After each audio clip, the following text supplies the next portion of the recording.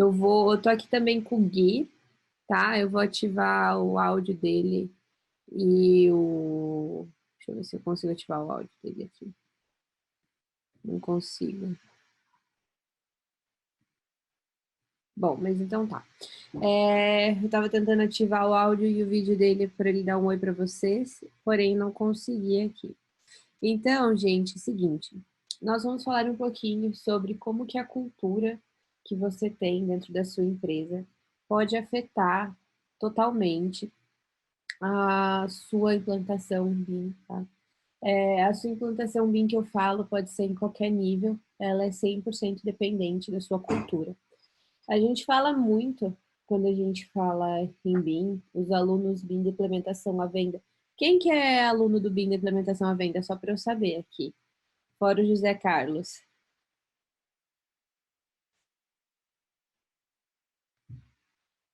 Mais alguém? Acho que não, hein? O pessoal ficou dormindo hoje. A gente fez a live mais tarde, o pessoal faltou.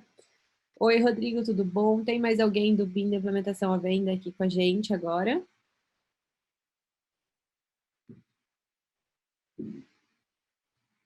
Acho que não.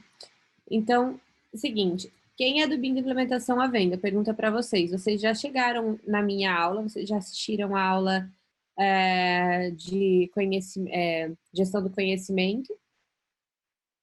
Sim, não? Já assistiu? Não? Então tá. Como só o José assistiu e o Rodrigo ainda não, eu vou fazer uma recapitulada nela, bem rápida. E daí, quem sabe, se você tiver alguma dúvida, José, você também já tira agora. Então, o que acontece? Quando a gente fala em BIM, a gente sempre teve aquele hábito de falar que o BIM ele se trata de processos, políticas e tecnologias. Quando na verdade tem uma parte que eu considero a mais importante de todas e ela acabou sendo um pouco omitida, que é justamente a questão das pessoas. Como as pessoas interagem, porque as pessoas são realmente a parte fundamental que vai fazer todo esse ciclo rodar. E o que que acontece? Essas pessoas são justamente a razão pela qual a gente começou essa implantação, em primeiro lugar, essa implementação, para tornar o trabalho delas mais fácil, o trabalho delas mais agradável e a produção delas muito melhor. Esse é o princípio fundamental da implementação, porque, de alguma maneira, tudo que você tinha não estava sendo compartilhado da melhor maneira, o trabalho não estava sendo colaborativo como deveria, e você realmente tomou essa decisão. O que acontece? Quando a gente para pensar sobre isso, foi até uma discussão que eu tive com o Gui esses dias, não adianta nada você ter uma ferramenta super poderosa se as pessoas não usam essa ferramenta. Vocês provavelmente já ouviram com o Arthur falando sobre um pouquinho do BIM 360, e o BIM 360, para quem já usou, quem já ouviu falar, é uma ferramenta maravilhosa. Porém, se as pessoas não sabem se comunicar, não sabem utilizar, não tem uma cultura que realmente apoia o compartilhamento, as ferramentas elas vão se tornando cada vez mais subutilizadas. E aquele custo que você tinha para você fazer a implementação, ele acaba se tornando um custo que você não vai ter retorno. Então, realmente, é um custo afundado. Você não está fazendo um investimento, você está afundando dinheiro, você está perdendo dinheiro cada vez mais. Então, é muito importante você ter esse trabalho desenvolvido com as pessoas. E por que que eu perguntei quem assistiu a aula de gestão do conhecimento? Porque quando a gente fala em gestão do conhecimento, a gestão do conhecimento é uma área que ela é responsável justamente para melhorar a competência da empresa no que diz respeito ao compartilhamento de informação, compartilhamento de know-how, tá? E é justamente isso que vai influenciar diretamente numa uma implementação bem-sucedida e numa implementação mal-sucedida.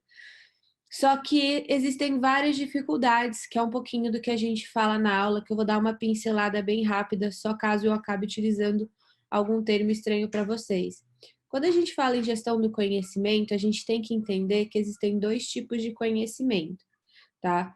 a gente tem um conhecimento que ele é um conhecimento explícito e a gente tem um conhecimento que a gente fala que é conhecimento tácito. Ah, beleza, Mariana, qual que é a diferença entre um e outro? Porque você está falando muito complicado hoje. Bom, o conhecimento explícito é quando você pega um manual, um guia passo a passo, e tem lá o que você tem que fazer. Então, é quando você pega o manual do Revit e tem lá como que você cria a parede. E daí tem todos os detalhes de como você cria uma parede. Ou quando você pega aquele WikiHow e você digita como andar de bicicleta. E daí tá lá escrito como você anda de bicicleta em tópicos. Isso é um conhecimento explícito, é uma parte do conhecimento que, de fato, você consegue retratar de uma maneira escrita. O Adriel não está conseguindo ouvir. Tem mais alguém que não está conseguindo ouvir ou é só o Adriel? Então, gente, continuando aqui, o Adriel, o Gui vai ajudar você. Então, o que acontece? Quando você tem esse conhecimento explícito, que é mais fácil de retratar, é porque o que acontece? Esse conhecimento, provavelmente, ele está associado a fatos, tá? Que é o que a gente tem, por exemplo, quando a gente está orientando alguém a como mexer no software ou fazer alguma coisa. Um tutorial simples são fatos. Então, quando se trata de constituição e reprodução de fatos, é muito fácil expor esse conhecimento e ensinar outras pessoas. Agora, quando a gente fala em conhecimento tácito, é um conhecimento que ele está muito mais associado à sua memória. A gente chama de memória processual, que é o que você tem de habilidade e o que você tem como hábito, tá? Como assim? Então, é realmente o seu know-how, o que você foi desenvolvendo, que é super difícil de ser transmitido, tá? E é justamente esse know-how que as pessoas possuem dentro da empresa que, se não tiver uma cultura adequada, não for fomentado, vai, de fato, comprometer totalmente a sua implementação. Porque se uma implementação é muito fácil você fazer registros explícitos. É muito fácil você colocar, por exemplo, como que devem ser feitos alguns procedimentos. É muito fácil você fazer o mapeamento de um processo através de um diagrama. A complicação realmente que existe dentro de um processo, o entrave que você encontra dentro de uma implementação é o quê? É você conseguir fazer com que as pessoas compartilhem a tomada de decisão delas, como que elas chegaram naquele ponto, tá? E quais foram as decisões dela. Quando eu falo decisões delas, eu não falo com relação a ferramentas que elas usaram para modelagem, eu estou falando realmente em decisões de projeto. E porque que acontece? Cada projeto é como se fosse um quebra-cabeça. Você não tem como montar um quebra-cabeça da mesma maneira que você montou o último, montar o próximo, porque cada projeto é um novo quebra-cabeça. Então, não adianta você pensar que é simplesmente seguir o que você seguiu da última vez. Você consegue usar algumas habilidades que você adotou do seu último quebra-cabeça para o novo quebra-cabeça, mas é um quebra-cabeça completamente diferente. E o que acontece? Isso, as habilidades que você adquiriu de um quebra-cabeça para o outro, é muito difícil de você transmitir para as outras pessoas se você não tiver uma cultura preparada para isso. E é justamente esse ponto que vai fazer toda a diferença quando a gente fala de uma implementação. Porque realmente você falar assim, para você montar um quebra-cabeça, basta você abrir a caixa, separar as peças e começar pelos cantos. Ok, mas e o resto? E as outras habilidades que você adquiriu de enxergar padrões? E as habilidades que você adquiriu de começar pelo meio, pelo centro, ou de parar, beber uma água e voltar? Você tem alguns hábitos, alguns processos que você apenas adquiriu e que são muito difíceis de serem transmitidos para outras pessoas. E se você não tiver uma cultura na empresa que vai te ajudar a fazer esse tipo de compartilhamento, vamos supor que daqui 3 anos troque toda a equipe e fique apenas o conhecimento explícito. Você afundou completamente o investimento que você fez. Você não multiplicou esse investimento. Então, a cultura, ela é fundamental para você multiplicar tudo que você investiu numa implementação. E multiplicar é muito importante, justamente se você parar para pensar que você tem uma alta rotatividade.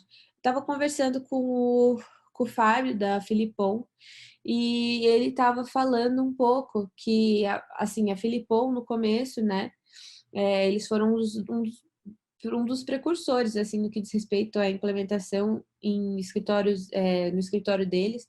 Eles são um escritório de instalações elétricas e hidráulicas lá do Rio Grande do Sul, e eles começaram essa implementação, assim, num período onde ninguém pensava nisso.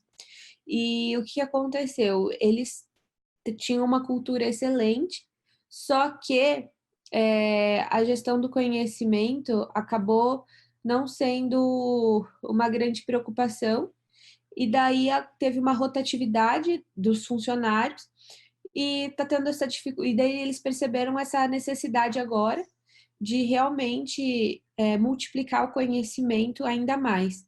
Eles já tinham essa cultura, só que eles perceberam que esse é um dos elementos-chave. Então, a questão da cultura, da gestão do conhecimento, talvez você não entenda isso agora, mas isso é um aspecto que vai fazer total diferença quando a gente fala num time frame de 5 a 10 anos, tá? Quando a gente fala num time frame mais longo, num ciclo mais longo de implementação, se você não tiver esse elemento, é muito complicado você manter. E é importante você multiplicar não só esse conhecimento explícito por manuais, guias e diagramas, porque a gente, às vezes, pelo menos eu sou engenheira, o Gui é engenheiro, o Arthur é engenheiro, a gente gosta muito de diagrama de processo. Então, se der certo, você faz isso, se não, você faz aquilo, depara, isso faz muito parte da nossa mente. Então, a gente gosta de retratar esse tipo de elemento. Só que quando você para pensar que só isso não basta, você adiciona um nível de complexidade muito grande. E eu vou dar um exemplo de como isso não basta, tá? Vou pedir para vocês fazerem um experimento agora. Imaginem vocês jogando Jaquempô comigo, tá bom? Eu vou jogar Jaquempô com vocês. Eu vou fazer um, dois, três, e daí vocês fazem pedra, papel, tesoura, tá bom? Eu vou fazer isso 3 vezes e vocês prestem atenção em todo o processo de escolha de vocês, beleza? Então, ó, 1, 2, 3, vai, pedra, papel, tesoura. Pedra, papel, tesoura. Pedra, papel, tesoura. Aí. Então, quando você para pensar no seu processo de decisão, nesse pedra, papel, tesoura, você consegue analisar de uma maneira racional e colocar num diagrama o que te levou a escolher pedra, papel, tesoura da primeira, da segunda e da terceira vez? É praticamente impossível mapear isso e colocar num diagrama todas as Ah, variáveis. tá. Que eu ia falar, Mário, eu não consegui, não. Eu não lembro por que eu escolhi. Não, é praticamente impossível você mapear essas variáveis e muitas vezes isso acontece no projeto. Porque pensa bem, tô lá eu fazendo um projeto, liga o engenheiro hidrossanitário para mim e fala assim: Mari, deu um problema aqui, tal, tal, tal, eu preciso de tal alteração na prancha 3, 4 e 7. Que vai ser feito? Muitas das decisões de projeto você toma igual pedra, papel, tesoura. É um conhecimento que você adquiriu, e esse conhecimento que você adquiriu, o que acontece? É uma coisa que você sabe porque você sabe. Você fala que tal decisão tem que ser tomada, por quê? Porque você já viu acontecer, você sabe, está dentro do seu repertório mental. Só que isso não é um fato. Isso não é um fato, não está escrito em lugar nenhum que é sempre isso que tem que ser adotado quando isso acontece, porque a gente não está vivendo, isso não é software, né? Lógico que tem o lado de software, mas quando a gente fala em decisão de projeto, a gente não está falando de decisão de software. Nossa, mas isso, Mário, tem várias aplicações. Posso participar também, assim? Levantar a mão. Não, eu estava vendo assim porque tem, às vezes, né, que, inclusive, eu penso logo no software porque às vezes dá um bug, acontece alguma coisa, e aí você fala, não, ó, quando você for fazer, faz assim, né? E aí, isso daí já começa a ser essa mescla, porque às vezes a pessoa fala, pô, mas de onde que você tirou isso? Aí você fala assim, não estava no manual. Não, mas eu aprendi fazendo, né? Tipo, você não tem nem como explicar, é só falar assim, faz dessa forma. Tem um diagrama que eu gosto muito. Eu vou tentar achar para mostrar para vocês aqui. Esse diagrama, ele mostra assim, dados, então tem uma caixa cheia de pontos. Informação é essa mesma caixa com todos esses pontos, só que alguns pontos apenas selecionados entre esses muitos. Então, imagina como se alguns tivessem ficado meio cinzinha e alguns tivessem ficado em negrito. Quando a gente fala em conhecimento, é quando a gente faz os links entre esses pontos que se sobressaíram entre os demais. E quando a gente fala ainda em sabedoria, é quando a gente consegue pegar um ponto que está fora daquela caixa e linkar com os demais pontos que estão ali dentro. E é exatamente isso que o Gui falou. O que acontece? Você tem vários pontinhos na sua cabeça, que são de várias experiências, são vários dados que você coletou ao longo da sua vida, que é um pouquinho do que a Roberta falou. Ela teve 3 cursos de Revit, com 3 professores diferentes, e ela aprendeu de uma maneira com cada um. E isso acontece justamente porque é assim que o nosso cérebro trabalha, tá? E o nosso cérebro, ele tem 2 tipos de memória. Memória relacionada a fatos, que é muito fácil da gente falar. Então, é um fato. Semana passada eu estava com o Guilherme em São Paulo. Só que quando a gente fala em processual, por exemplo, Gui, como é que foi o curso que a gente fez junto? O Gui vai ter um jeito de narrar, com elementos que ele prestou mais atenção no curso, e eu vou ter outro jeito de narrar, com outros elementos que eu aprendi no curso. Agora, quando a gente leva isso para um processo de implementação, o que acontece? Vamos supor que a gente passou pela primeira etapa de treinamento da equipe, tá? E a gente já está numa segunda etapa. Nessa primeira etapa, primeiro ponto, cada um absorveu o que foi exposto de uma maneira diferente, de acordo com o que é mais conveniente e de acordo com o que é mais coerente com o repertório que a pessoa tem na cabeça. Então, por exemplo, o Gui, ele prestou mais atenção nos detalhes. Ele prestou muita atenção nos detalhes. Ele anotou lá o passo a passo de como faz, sei lá, de como faz X. Ele escolheu alguma coisa e ele destrinchou. Eu vou dar um exemplo real depois. Mas Ele vai mexer como ele anotou todos os detalhes de como que mexe no IFC 4 ali, e ele é o cara do IFC. O Gui, ele destrinchou o IFC. E eu falei, gente, isso daí imagina que eu vou lembrar de tudo isso. Eu vou lembrar o geralzão, e daí, se eu precisar, depois eu pesquiso, porque isso não faz sentido para mim, dentro da ocupação que eu tenho, lembrar do IFC. Então, o que acontece? Cada um vai lembrar de um jeito. E o que acontece? Se alguém da equipe saiu, ferrou.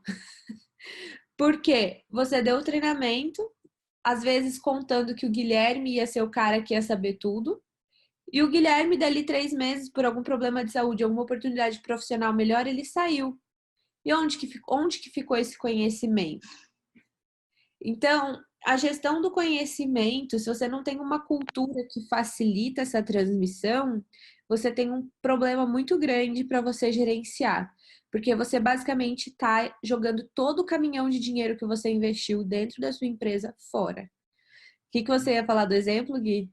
não, que eu ia falar assim, que quando a gente estava conversando, eu vi assim que eu anotei vários,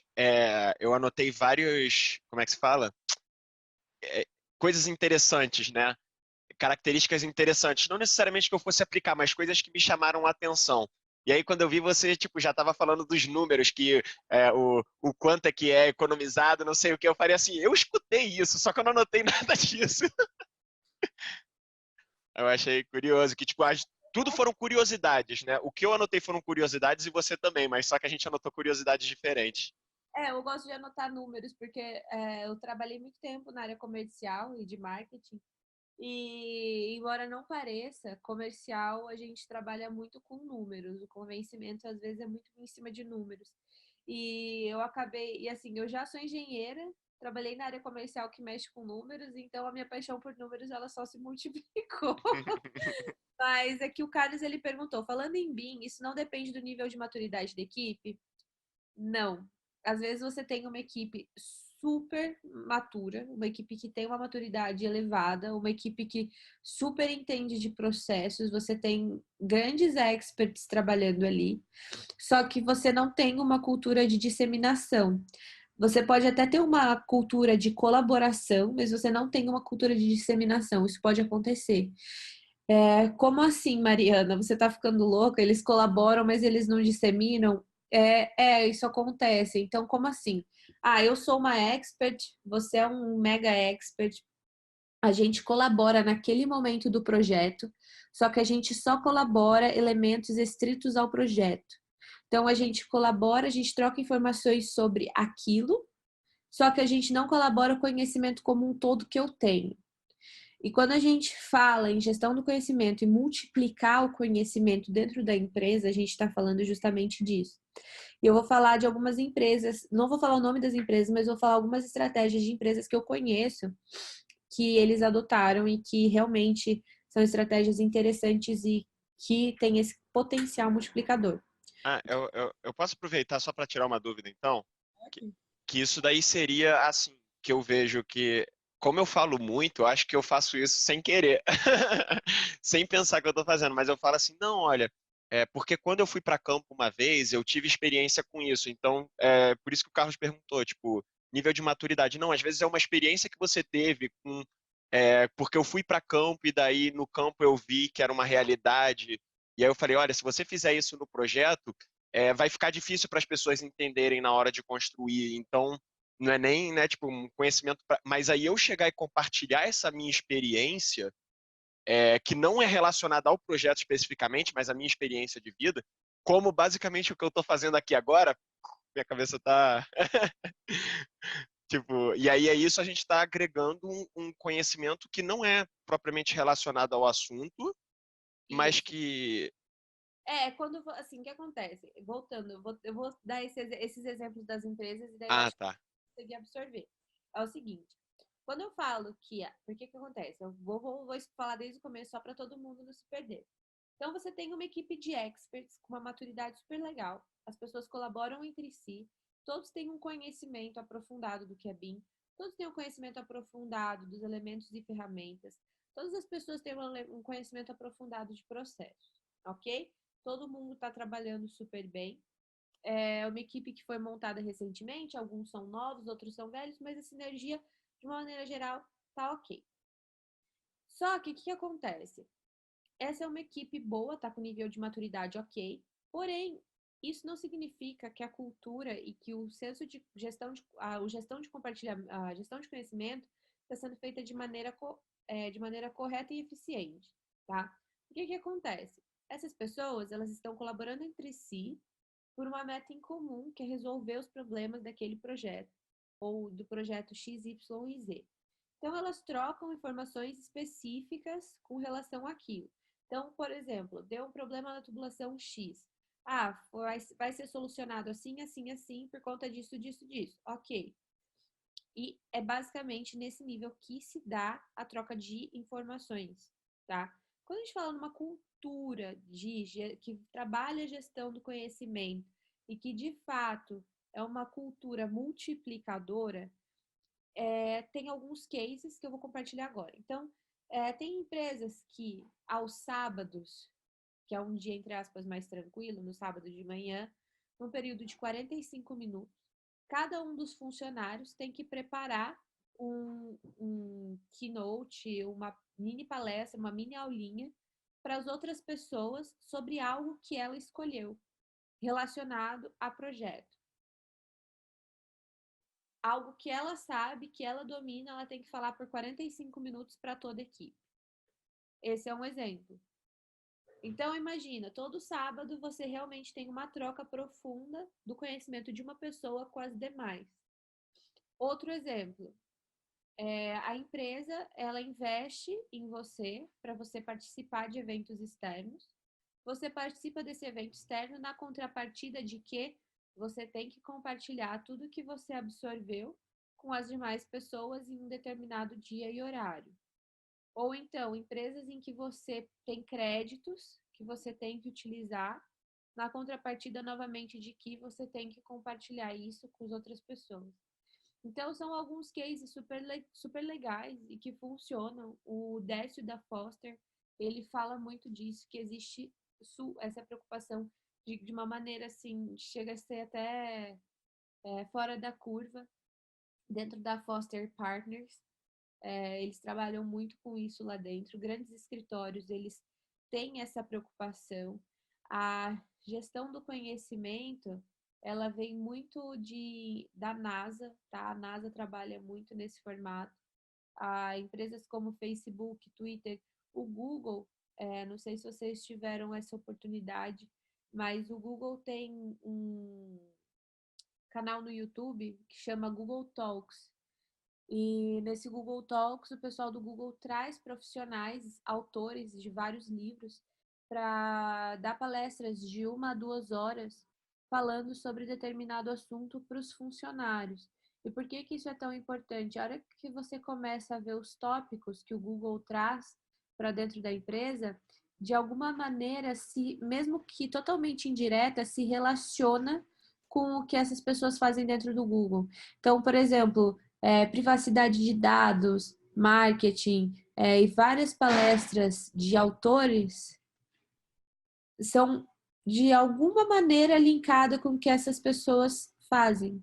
E isso trabalha justamente esse elemento que a gente estava falando, são pontos que a pessoa vai adquirindo e a partir desses vários pontos, em algum momento ela vai fazer uma conexão. Então, a gestão do conhecimento, ela é multiplicadora de pontos, ela não vai trabalhar ali na resolução de um problema. Ela vai multiplicar e exponencializar o conhecimento da corporação como um todo e das pessoas como um todo. E por que que isso é importante numa cultura? Porque que acontece? Eu vou colocar vou compartilhar minha tela aqui só para mostrar um elementozinho. Se você fizer isso desde o começo, o que acontece? Eu vou falar antes, depois eu vou compartilhar a tela. Se você faz isso desde o começo, você tem essa cultura de compartilhamento do conhecimento desde o começo, e ela pode ser feita de várias maneiras, tem várias ferramentas que você pode trabalhar. E uma ferramenta que eu gosto bastante é o que a gente chama de squad. O que é o squad? Você tem uma equipe com 20 pessoas, ou uma equipe com 10 pessoas. E você tem 3 projetos no escritório. Dificilmente todas as 10 vão trabalhar de maneira simultânea nos 3 projetos, certo? Você provavelmente vai ter uma equipe trabalhando no projeto A, uma equipe trabalhando no projeto B e outra equipe trabalhando no projeto C. Vamos falar em 10 pessoas no escritório e 3 projetos, tá? Acontecendo. Ao invés de você pensar assim, sempre que entrar um projeto com uma complexidade hidrossanitária maior, vai ficar na mão do Guilherme, da Mariana e do Alberto. Não. Sempre que entrar um projeto de estruturas mais complexo, a gente vai deixar na mão do Rodrigo, do José Carlos e do Carlos. Você vai pensar de uma maneira um pouco diferente. O que você vai fazer? Eu vou montar squad. Como que é o squad? Eu vou pegar o Alberto, o Rodrigo e o José Carlos e vou pôr naquele projeto independente do que for estourar.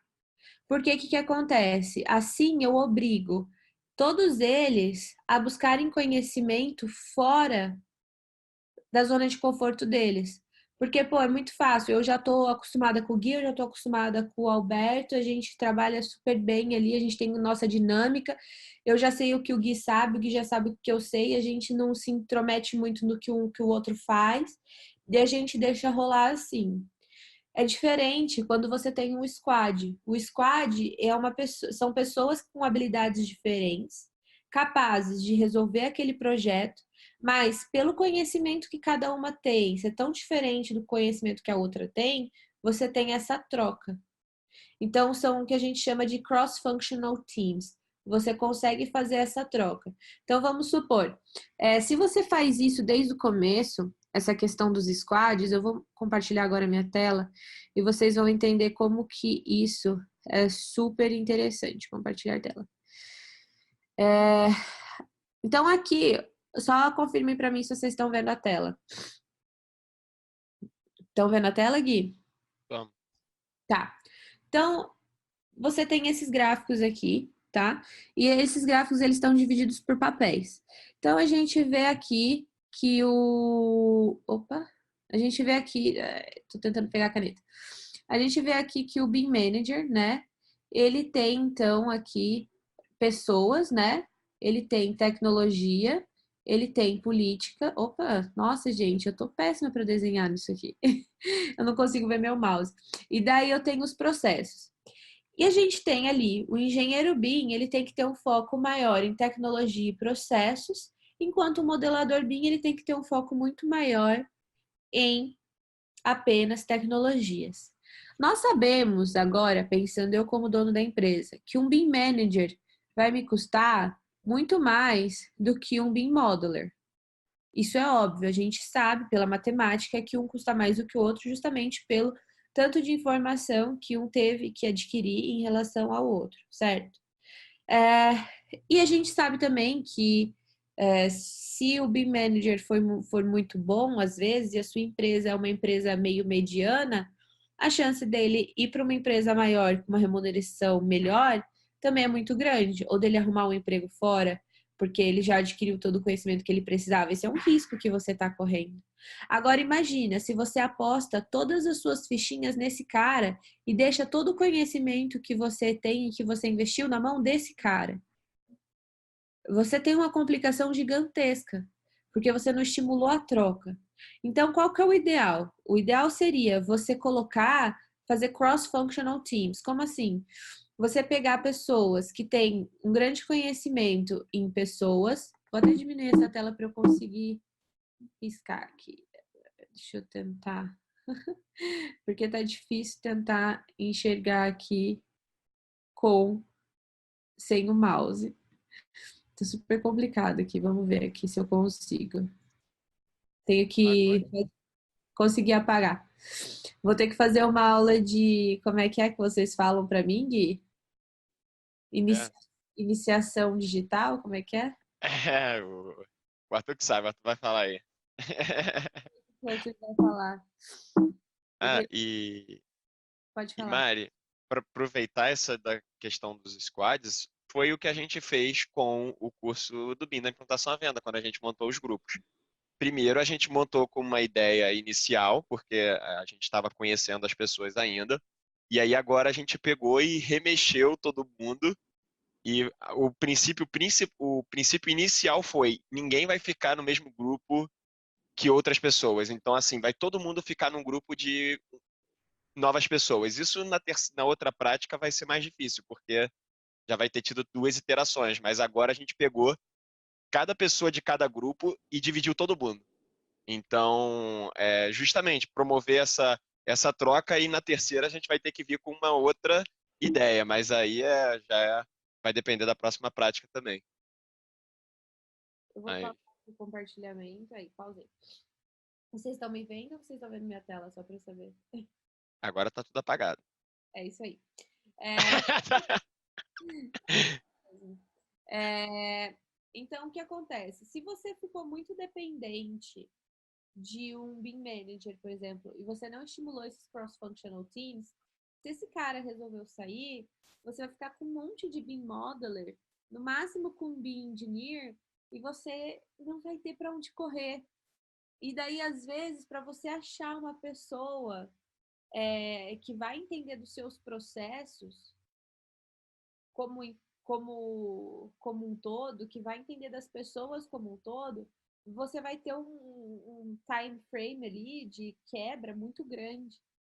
Então, se você desde o começo estimulou esses cross-functional teams, você exigiu do BIM Manager compartilhar de fato esse conhecimento, não só com relação a processos e com relação a tecnologias, mas com relação à administração de pessoas e administração de políticas, você consegue ter uma otimização do seu capital.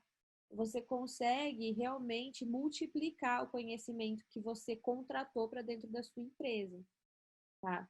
Porque a gente tem muita mania de achar que o BIM Manager resolve tudo, só que do mesmo jeito que o BIM Manager pode resolver muita coisa, ele pode também prejudicar completamente a implementação se você não tiver uma cultura que estimule essa multiplicação, tá? Essa multiplicação de conhecimento, essa multiplicação de capacidade.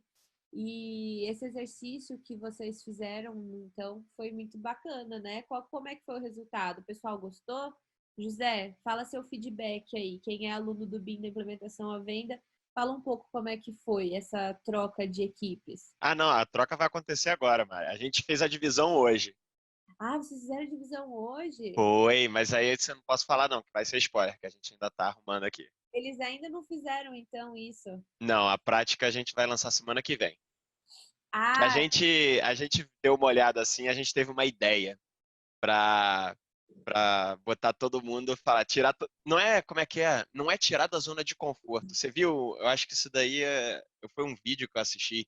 Falar, a gente não sai da zona de conforto, a gente expande a nossa zona de conforto. isso, a gente expande a zona de conforto. É Isso daí tudo, foi um dos podcasts que você me deu, né? isso é tudo sobre a nossa linguagem. É.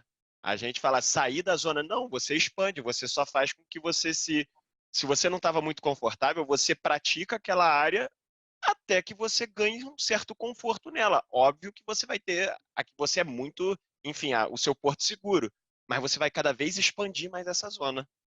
E daí, voltando nessa parte de cultura, às vezes uma complicação que a gente tem é assim, né? E eu vou até falar por mim mesma agora. Eu sou uma pessoa que, embora não pareça, eu sou muito tímida. E eu tinha a maior dificuldade do universo de falar em público antes. Até que eu expandi minha zona de conforto. Então, o que, que acontece? Muitas pessoas podem falar que um empecilho para elas em fazer esse tipo de compartilhamento é que elas são pessoas tímidas. Só que daí que justamente a cultura da empresa vem para ajudar a trabalhar nesse aspecto, tá? Porque a timidez, é lógico que tem aquele pânico de você falar em público, mas ela também está muito associada a você sentir que aquele não é um ambiente seguro para você fazer uma troca. Porque quando você sente que você tá num. Você como pessoa tímida, e eu tô falando aqui de tímido para tímido, eu não sei se você é tímido, mas se você for, eu tenho certeza que você vai me entender. Você se sente mais inibido quando você tem a percepção de que aquele ambiente não é propício para você fazer a troca. Você se sente, às vezes, mais à vontade no ambiente online porque as pessoas estão mais propícias à troca ali. Então, a cultura ela é fundamental também por isso, para trabalhar até mesmo elementos psicológicos dos funcionários, tá? Se você tem uma cultura, às vezes, muito focada em entrega, eu já trabalhei num escritório que eu tinha um pânico horrível, era assim, era péssimo. Tinha uma... Eu não sei se vocês já trabalharam em algum escritório assim, se vocês trabalharam, por favor, me alivia o coração de eu saber que eu não fui a única que passou por esse tipo de pressão. Tinha um whiteboard, assim, aqueles quadros brancos. E daí tinha o nome do projeto, o número de pranchas e o número de pranchas que deveriam ser entregues até o final de semana para conseguir cumprir o prazo. E o número de pranchas que deveriam ser entregues por dia pela equipe. E você ficava olhando aquele quadro branco assim, ó. Se a sua segunda tinha sido meio ruim, a sua terça tinha sido meio ruim, porque você ficou resolvendo algumas questões técnicas do projeto, chegava na quinta-feira, você olhava aquilo, porque juntou com a segunda, com a terça, porque só na quarta você conseguiu fazer alguma coisa. Na quinta, você queria morrer. Você olhava aquele quadro, você falava assim: não vai dar tempo, não vai dar tempo. E não era uma questão que ia de fato atrasar o projeto, tá, gente? Era realmente uma cobrança para ser entregue antes para o cliente ficar feliz. Só que nisso, a equipe da produção queria morrer, porque a gente nunca sabia quão antes que era, a gente nunca sabia nada. Então a gente vivia assim, ó. Isso era terrível, era terrível.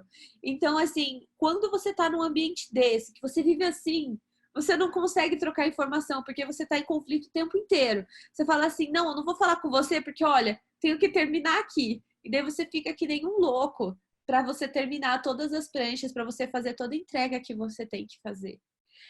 um ambiente desse é impossível, impossível. Você pode ter o nível de maturidade que for, você não tem troca. Você vai ter troca referente ao projeto, que daí volta na pergunta do Carlos. Você tem a maturidade, você tem a entrega, o projeto tá lindão lá, o cliente, a hora que recebe, tá feliz, você tem toda a parte de checagem, só que como todos os funcionários vivem assim, não tem troca de informação, não tem como existir isso. Porque ninguém se sente confortável, ninguém se sente seguro para fazer troca nenhuma. Porque essa troca ela é vista como perda de tempo.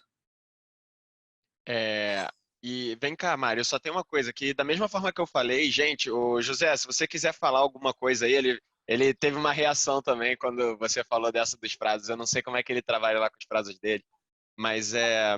Falhou assim com prazo? Me conta, por favor. Esse só foi a minha experiência de viver assim. Não, e falando que eu tiro as minhas dúvidas com base assim, porque a forma quando a Mari fala isso, eu paro para pensar isso na minha vida. E aí eu começo a ver, eu falei assim, faz sentido, mas será que é nesse aspecto? Então, pessoal, se vocês aí conseguirem compartilhar, levanta a mão aí para sair do mudo, né, para compartilhar com a gente. Eu acho que é uma. é, Acho que é super importante vocês participarem com a gente aqui, igual o Gui tá participando, tá? Eu quero, é, eu quero ouvir de vocês se alguém mais teve alguma experiência nesse sentido e se é tão comum em todos os lugares do Brasil. Porque aqui nós somos uma comunidade totalmente espalhada e dispersa, né? A gente tem o Gui, que está no Rio de Janeiro, eu estou no Paraná agora. Enfim, então eu quero realmente saber quais são as experiências que vocês tiveram. Posso fazer uma. Pode falar. Leandro, Rodrigo falando. Oi, Rodrigo. Eu não consigo colocar minha câmera funcionando, mas enfim. Mari, isso é muito comum, sim. A gente participou de um projeto aqui em Brasília e. Coloquei seu vídeo. Obrigado. Mas então. Tá brilhando. Pronto. Mas então, a gente participou de um projeto aqui em Brasília com. No escritório, eu participei de uma equipe maior e eram, acho que 12 arquitetos. E existia uma cobrança, eu não sei se exatamente semanal, mas existia também essa tabela, esse número de pranchas a ser entregues por mês, para poder fechar um faturamento. E aí, se isso acontecer por semana, a pressão é muito maior, eu concordo contigo. Mas acontece que quando é por mês, as coisas tendem a ficar com um bolo muito maior também. Então, assim, o problema, porque era segunda, terça e a quarta, vira assim, a primeira, segunda e terceira semana, e na quarta vira uma loucura. Entendeu? Então, chegava na quarta semana, na última semana de entrega, ninguém nem conseguia se falar no escritório, porque era quase briga, vamos dizer assim, porque não dava tempo nem de conversar. Então, tinha que ser entregue. Isso é uma metodologia furada, no meu ponto de vista. Eu acho que eu trabalhei nesse escritório, eu tenho um escritório de arquitetura, mas a gente nunca imprimiu esse tipo de sistemática para poder fazer entregas de projeto, pelo menos no meu escritório, entendeu? A gente tinha as entregas previstas, mas a gente vinha fazendo entregas parciais para poder chegar no final e ter uma entrega maior. Também o projeto que a gente trabalha, que trabalha no meu escritório particular, não era tão grande quanto esse. Esse era muito maior, envolvia empresas construtoras, consórcio de empresas, era um empreendimento importante aqui para a cidade, do governo, inclusive. Então, existia uma pressão por todos os lados, né? Então, tem questões políticas mesmo, né? De ter que entregar, porque o político tem que dizer que fez, foi ele que conseguiu angariar fundos e tudo mais. Tem a questão política empresarial, né? Então, entre elas, dois consórcios, um sempre quer mostrar que é mais importante que o outro, um porque faz e o outro porque administra. É sempre um tanto mais complicado. Mas essa sistemática de cobranças periódicas, eu acho que elas têm que existir, mas tem que ser algo não militarizado, né? Isso parece uma situação meio opressiva demais, sabe? Eu acho que você não consegue fazer com que a tua equipe flua de forma harmônica, inclusive, sabe? Exatamente, porque você está gerando conflito que não precisa, né? Você está gerando Exato. estresse na equipe que não precisa Isso. E aí é isso que você falou, chega em cima da hora e todo mundo fica completamente maluco, né? Às vezes até apontando o dedo. Ah, não, principalmente quando estoura prazo. Ah, não, tal prancha não foi entregue por culpa de fulano de tal. E daí tem toda Exato, aquela questão de culpabilidade também, que é super complicado, né? Porque daí exato. a pessoa, daí que às vezes também já tá tão estressada quanto você, ela fica ainda mais, e daí tem o quê? Perda de funcionário. Ah, Uma empresa dessa não consegue ter retenção. Pelo menos nessa que eu trabalhava, a rotatividade era gigantesca, porque a pressão era muito grande e esse tipo de conflito era constante, assim, era praticamente toda semana se prepare porque cabeças vão rolar, sabe? A gente até brincava que quinzena era quinzena de despedida, porque sempre tinha algum evento para se despedir de alguém que estava saindo, enfim. Então, é super complicado, porque assim, até quando por essa rotatividade ser tão alta, até quando entrava gente nova no escritório, não tinha mais aquele cuidado do treinamento. Era meio que assim, cara, vai aí, pega o bonde andando, entendeu? Porque se eu parar aqui, eu vou me ferrar, não vou ensinar você também. Vai aprendendo aí conforme você vai tomando na cabeça. Uma questão importante quanto a isso, né? Quando você deixa o cara entrar e você não consegue treinar, a produtividade cai. E esse cara pode influenciar negativamente outros pontos da equipe. Também não adianta, assim, é uma estratégia errada, inclusive. Exato. não, aí agora eu tava vendo, tipo, tá tudo errado, gente. Quando vocês falam assim, né, tipo, dá errado desde o começo até o final, porque, não, só uma coisa que eu achei engraçado. Cara, eu acho que isso nunca deu certo em nada na vida. Quando é que falaram assim, o prazo é esse e, tipo, você fez tudo com meses de antecedência? Tipo, não acontece. Tem que entregar. Ah, vai. Então, é aquela síndrome do estudante, né? Que a gente fala que a gente deixa para a última hora. Mas a grande questão é a habilidade da pessoa em fazer esse tipo de gestão. Novamente, tudo volta para a gestão. Por isso que quando me perguntam assim, ah, Mari, eu gosto de BIM, tudo, eu quero entrar nessa área, o que eu faço? Eu falo, cara, estuda gestão. Porque se você não tem essa mínima noção de gestão, você vai comprometer qualquer iniciativa que você for tomar.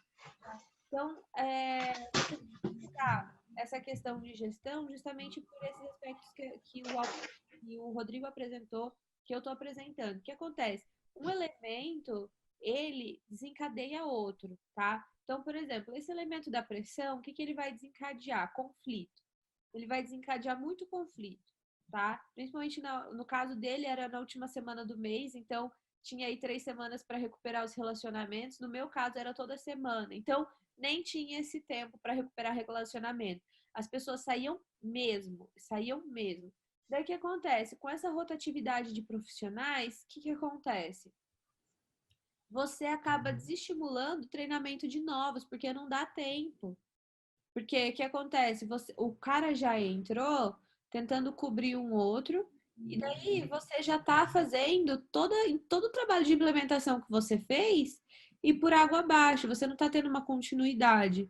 Então, quando a gente fala que a cultura pode arruinar completamente a sua cultura, toda a sua implementação e seu investimento, é com relação a isso que eu estou falando. Porque se você não estuda gestão e principalmente como a interação das pessoas, você perde. E a interação das pessoas depende do tipo de gestão que você vai adotar. Rodrigo, você se importa de compartilhar um pouco como é que você faz hoje no seu escritório? Que você comentou que você não adota essa metodologia de pressão. A questão é a seguinte, hoje em dia eu não adoto mais porque o mercado de Brasília está tão ruim que eu estou tentando outras coisas. Mas a verdade é essa. Mas quando a gente estava lá fazendo no fluxo de projeto normal nosso, a gente procurava sempre ter as entregas programadas para 3 dias antes, quer dizer, entregas internas programadas para 3 dias antes da entrega ao cliente. Que a gente conseguisse, que tivesse um tempo lá para imprevistos, né, que acontecem normalmente, Uhum. e houvesse também tempo para impressões, para poder identificar erros e tudo mais.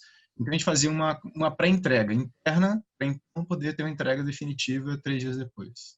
Então, galera, vocês estão vendo? Tinha transparência. Na empresa que eu estava, a gente nunca sabia se a gente estava no prazo, fora do prazo. A gente nunca sabia se estava sendo feito para otimização. Mas Fala. tem um porém, mas tem um porém. A galera não sabia. Ah, A então. galera não sabia. Então, assim, a gente colocava 3 dias antes, mas também não colocava corda no pescoço de ninguém, né? Não tinha esse esquema da corda no pescoço, porque a gente procurava programar de forma que desse tempo de executar tudo. Mas eles não estavam com esse dado para eles, entendeu? Então, o que acontecia internamente, a gente até passava por desorganizado, porque já tinha entregado e a gente não tinha apresentado para o cliente, entendeu? Ah, não, mas é porque a nossa reunião desmarcou. Ah, não, ficou para tal dia. Ficou. Então, a gente colocava internamente, a gente marcava a entrega, eles tinham aquela pressão, a gente dizia que tinha que ter entregue, eles imprimiam, faziam o caderno, a gente verificava, estava tudo certo, a gente falava, ok. Eles perguntavam, ué, mas e a reunião com o cliente? Eu falava, não, a gente desmarcou. Então, fala, Gui. Não, Maldade, mas... porque assim, eu tava vendo isso, que acontece muito, porque eu acho que essa questão da reunião com o cliente é quando o bicho pega mesmo, que eu vejo, ontem eu tive uma meta dessas que era, olha, a gente tem que entregar para o cliente, né? E aí tem outras que às vezes não são assim, tem outras que é para você emitir, né? Enfim, para que a gente faz 30, 60, 90% e 100%. Então, aí já começa aí um outro aspecto. Na contratação do projeto, a gente estabelece essas metas falando assim, olha, em 30% a gente vai falar o que a gente vai fazer, em 60% a gente já tem, tipo, alguma especificação técnica de material que vai usar. 90% é quase o 100%, é quase tudo certo. Se não tiver, vão ser só alguns detalhes específicos de material, falar alguns detalhes construtivos que não vão estar inclusos. E aí, dentro de um projeto, a gente consegue ter essas entregas parciais, mas aí isso vem desde a contratação do projeto, né? Tem alguém que tem alguma experiência diferente com entrega? Eu tô curiosa. Porque a gente tem a do Rodrigo, que é 3 dias antes, mas ele não avisa pra ninguém. Pessoal, assim, com medo, igual eu trabalhava. A gente tem o Gui, que trabalha com essas entregas fragmentadas, né, Gui? Eu achei bem legal essa metodologia. Eu quero saber se tem alguém que já trabalhou de algum outro jeito. Levanta a mão aí, fala aqui no Ah, chat. é porque assim, ninguém se mata, porque a forma que eu entreguei essa semana foi, olha, as linhas estão meio erradas, tem umas coisas coloridas, não sei o que. Eu falei tudo que tinha de errado, mas a gente entrega mesmo assim, que é um trabalho em progresso ainda, né? Então tira um pouco do peso, mas eu sei que vai chegar a hora que eu vou ter que arrumar tudo isso. Ah, bem legal. Vamos ver. Alguém tem alguma outra experiência? Acho que não, né? O pessoal tá quietinho hoje, tá calado. Pois é, eu falei, poxa, gente, ninguém Aí, ó, sofreu aí não, vai. Oi? não levantado. Vamos ver aqui. Ativar, vamos ver. Aí, pronto, José, tá ativado aí. Seu vídeo e seu som, pode falar. José, aí.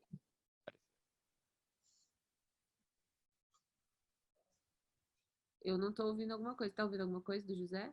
Não. Alguém tá ouvindo José? José?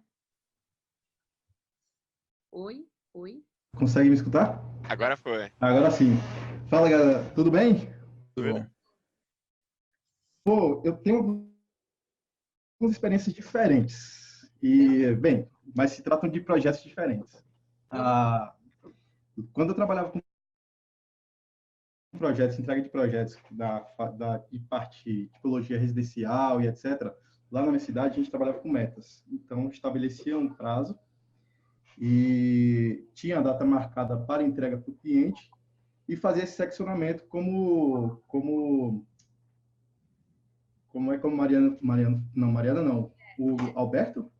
O Guilherme fazia a divisão. Sim, É é. o 30, O 60, Rodrigo, 90, 100. Rodrigo, o Rodrigo Não, o Fonseca. Rodrigo não. Alô? Sim, Oi, estamos Pode ouvindo. falar. pode falar. Alô? Pode Ah, falar. tá. Como o Rodrigo falou. Quando eu vim para cá para trabalhar para a empresa como terceirizado, a coisa mudou. A gente começou a trabalhar com uma metodologia chamada Scrum. Eu não sei muito bem como é que ela funciona, mas pelo que me foi passado era o seguinte: Ela é uma eu metodologia. quero que você É bem legal. Fala das férias. tipo, você tem que entregar uma coisa daqui a 10, 15 minutos. Independente de estar muito bom ou estar péssimo. Só me apresente uma coisa daqui a 15 minutos, a gente trabalha em cima dela, evolui mais um pouco, evolui mais um pouco, evolui mais um pouco. No início, isso foi muito desafiador para mim. Foi muito diferente, porque eu estava acostumado a trabalhar de uma maneira que tinha prazos longos e entregava um produto final completo. Agora não, 10 minutos você me entrega uma coisa, 10 minutos você me entrega uma coisa. E o que eu percebi com relação a isso, que já vai de um caminho diferente do que vocês falaram, de comunicação, de repassar o conhecimento, eu estou, né, muito intenso na minha atividade, sem comunicação, porque sempre surge uma demanda nova. A gente está lá, de repente, fazendo um projeto que o fim é a extração de quantitativos, sei lá, de aduelas, aí, de repente, surge uma demanda. Não, agora eu quero quantitativos de guarda-rodas e vigas e laje. Aí você fica, putz, agora eu tenho que entregar uma coisa em 15 minutos, que é totalmente do que eu estava fazendo. Como eu disse, foi difícil no início. Eu acho que agora é intenso, mas a gente consegue ter uma produtividade alta. Agora, claro, tem que ter uma parte da gestão que avalie e analise esses indicadores. E também, claro, o tipo de entrega é diferente. Não é uma entrega de um projeto, eu estou sendo terceirizado, contratado justamente para produzir um modelo que eles vão utilizar de acordo com o que eles pensam. Então, é mais operacional a minha função é mais operacional do que a estratégica nesse ramo. Eu vou falar um pouquinho de como funciona. Agora eu estou até fazendo uns projetos para eles lá. Eu vou falar como é que funciona um pouquinho do Scrum para vocês entenderem, tá?